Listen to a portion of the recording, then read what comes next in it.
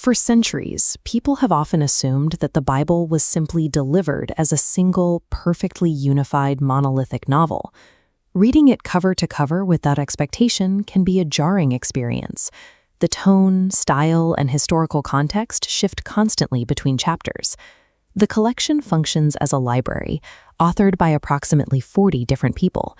This library contains 66 distinct texts, divided into 39 books in the Old Testament and 27 in the New Testament. To understand these texts, you have to look at the different humans who wrote them across 1,500 years of history. The timeline begins around 2000 BC with the Book of Job, which many scholars identify as the oldest text in the collection. By 1446 BC, Moses emerged as the foundational author of the civilization. Moses penned the first 5 books of the Bible, known as the Torah or the Pentateuch. These initial documents established the rules, the laws, and the origin story for the nation. They became the foundation for the next millennium of biblical writing.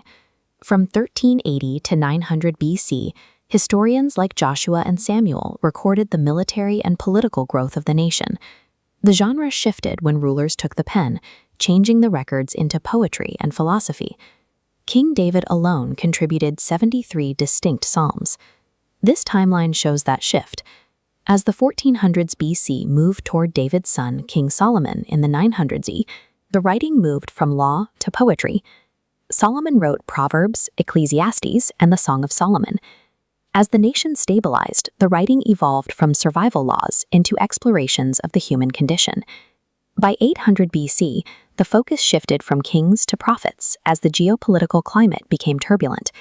Major voices like Isaiah, Jeremiah, Ezekiel, and Daniel wrote during this era of exile and crisis. They were followed by 12 minor prophets, continuing until the timeline stopped with Malachi around 470 BC. A 400-year gap followed, where the Old Testament closed and no new texts were added. The 1,000-year project went silent, leaving the narrative on a cliffhanger. The timeline resumed in the 1st century AD, and the pace of authorship increased. This graph shows the long, slow spread of data points for the 1,000-year Old Testament era. In contrast, the 27 books of the New Testament were generated in a window of roughly 47 years. The authors were no longer elite kings, but working-class people.